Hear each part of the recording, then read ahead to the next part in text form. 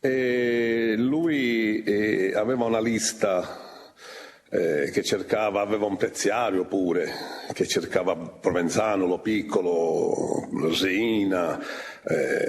Mi diceva che se riuscivamo a prendere un Reina, se io avevo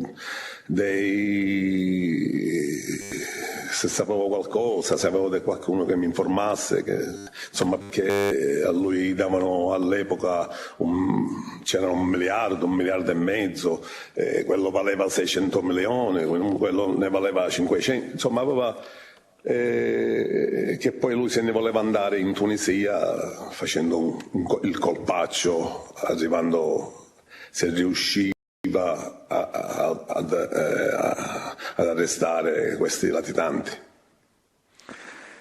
Senta, le fece mai il nome dei Mazzè?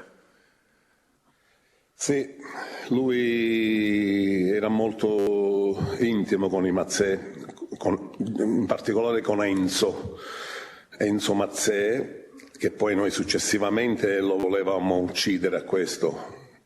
E poi si è salvato perché quando ci siamo andati con Giovanni Ferrante nella salumeria lì allo Zen, c'era la madre e non abbiamo trovato a lui dentro il negozio. Poi successivamente siamo andati latitante per quanto riguarda, io sono andato latitante per quanto riguarda che mi imputavano come mandante dell'omicidio Lima, i 24 mandati di cattura, io, Reina, Provenzano, Calò, insomma tutta la cupola, mi avevano messo pure a me nel mezzo come mandante, no? Come esecutore. E così è saltato il progetto di uccidere anche il Mazzè, che era molto intimo con lui.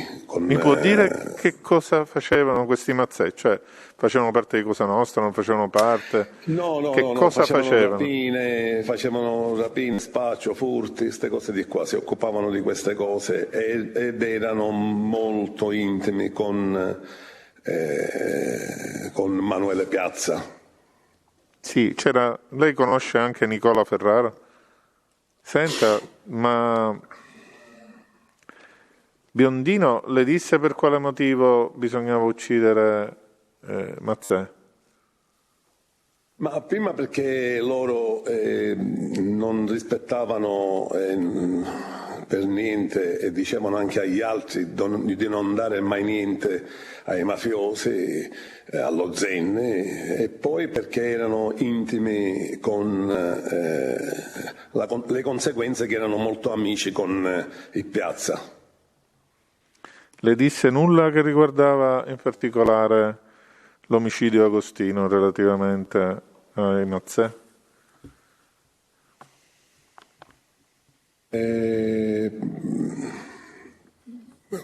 Perché lui, diciamo che aveva il modo di sviare anche un po' le cose della Cosa Nostra, il Biondino.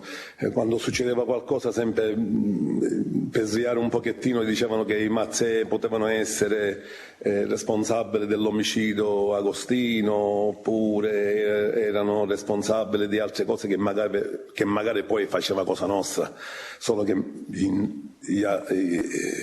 diceva che erano magari gli altri, sempre come dicevo pure io agli altri. C'era questo modo di sviare un po' le cose.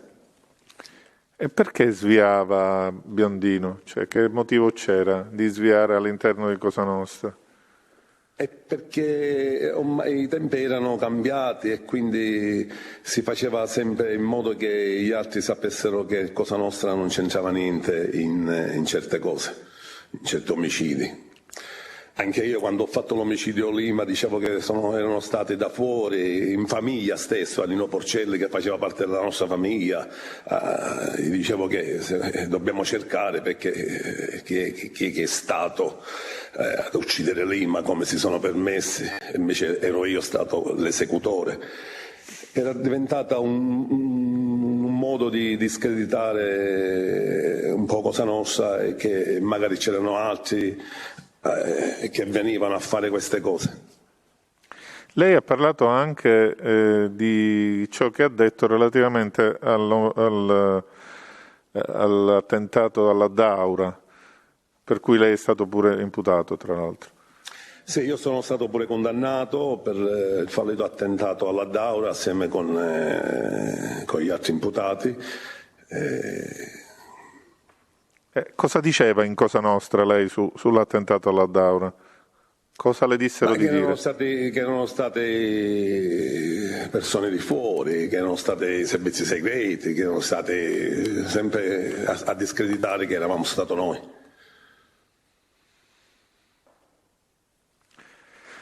Senta, arriviamo un attimo ai Madonia. Lei faceva parte di Partanna Mondello. I Sì. Madonia li conosceva e come li conosceva? Io in Madonia conosco tutti, anche perché abbiamo fatto dei strangolamenti insieme, omicidi e via di seguito. Conosco il padre, conoscevo i figli, Giuseppe, Nino, Salvo, Aldo, la moglie, perché c'era un rapporto molto intimo con il mandamento di Resuttana San Lorenzo. Anche prima, quando c'era Rosario Riccobono come capomandamento, Nino Madonia era sempre lì. Poi è cambiato il mandamento dopo la scomparsa di Rosario Riccobono e il rapporto è diventato un po' di fratellanza con Salvatore Biondino, Pippo Gambino. Quando loro hanno preso Cosa Nostra totalmente nelle mani, assieme con Reina, Ciccio Madonia, Pippo Gambino, quelli che veramente realmente comandavano Cosa Nostra. Diciamo che il capomandamento era il padre Ciccio Madonia, ma realmente comandava Nino Madonia, perché anche il padre non prendeva decisioni, li prendeva tutti Nino Madonia. E da cosa dipendeva, diciamo, questa forza di Nino Madonia all'interno del mandamento e di Cosa Nostra, diciamo così? Ma perché Nino Madonia era come prezzemolo ovunque, scusando il termine. Tutto quello che succedeva in Cosa Nostra passava dalle mani di Nino Madonia, di Pippo Gambino, di Salvatore Biondino. E quindi la forza Nino Madonia faceva paura anche a Reina, perché si parlava certe volte in confidenza con Salvatore Biondino, con lo stesso Giovanni Ferrante, Salvatore Biondo del Corto, che quando arrivava Nino Madonia, anche gli altri capi mandamento avevano molta attenzione su di lui, perché era uno che portava avanti tutti i progetti a livello terroristico, tutti questi attentati, queste cose, quindi avevano questo apprezzamento, ma più che altro un po' di timore. Senta, c'è qualche episodio che ci può dire, da cui diciamo deriva che Riina appunto temeva Nino Madonia o comunque lo teneva in grande considerazione? Ma io mi ricordo, sempre parlando sempre con queste persone, una volta mi disse pure Salvatore Biondino che Reina voleva morto Orlando, mentre Nino Madonia era contrario alla morte di Orlando. Orlando non è stato poi ammazzato perché Nino Madonia pensava che era una cosa che si poteva evitare, in quanto il sindaco Orlando era molto voluto bene dalla popolazione di Palermo, perché aveva fatto tanto.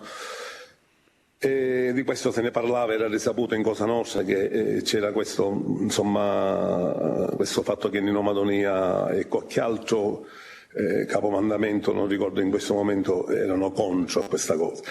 Nino Madonia aveva il suo peso in Cosa Nostra, era uno che dava tutto. ed era come Prezzemolo perché lui affiancava tutte le famiglie, che era col mandamento di Re Sottana, San Lorenzo, che se ne andava a San Giuseppe Iato, che andava, era con tutte le batterie che giravano, le batterie dicono tutti i gruppi che funzionavano a livello gruppo di fuoco, lui era con tutti, era con Biondino, era con i Brusca, era con i Graviano, era con Mariana Agate, in qualsiasi posto c'era lui. Quindi era pronto a fare omicidi, lei ha parlato delle batterie, intende questo, diciamo? Sì, gruppo di fuoco che facevano parte della commissione pure, di cui io ho fatto pure parte poi negli ultimi anni prima di collaborare. Senta, il mandamento di Re Suttana, oltre ai Madonia, su chi poteva contare dal punto di vista anche proprio della forza militare? Ma la forza dei Madonia erano i Galatolo, che era sotto il mandamento di Re Suttana, l'Acquasanta, poi c'era la famiglia dell'Acquasanta, poi c'era la famiglia dell'Arenella, poi c'era queste, l'Acquasanta, Arenella, Re Suttana, queste di qua. Senta, sa se Galatolo. Nino Madonia aveva rapporti con Giovanni Brusca? Molto intimi, che poi era risaputo in Cosa Nostra, si parlava, erano intimi con i Brusca, sì. A livello che avevano fatto tante cose insieme. Una volta mi disse Giovanni Ferrante che aveva partecipato all'attentato di Chinnici, parlando in confidenza, perché con Giovanni Ferrante si parlava sempre, eravamo in buoni rapporti, abbiamo fatto l'omicidio Lima insieme, mi aveva detto che c'era pure Giovanni Brusca e Nino Madonia assieme con lui nell'attentato a Chinnici, anche in altre situazioni che in questo momento non ricordo. Senta, Nino Madonia, diciamo, il suo potere lo basava solo diciamo così, sulle conoscenze interne a Cosa Nostra, o aveva delle conoscenze importanti, diciamo, all'esterno di Cosa Nostra? Ma era risaputo che tutta Cosa Nostra, poi queste cose diciamo che sono un po' sviadite con la collaborazione di Buscetta, di Mannoia e poi successivamente di tutti gli altri. Ma prima si parlava apertamente in Cosa Nostra che i Madonia avevano rapporti con i servizi segreti, con l'istituzione, poi aveva rapporti, come ne ho parlato in altri processi, con la Barbera, con altri, insomma, di cui io ne ho parlato anche in altri processi.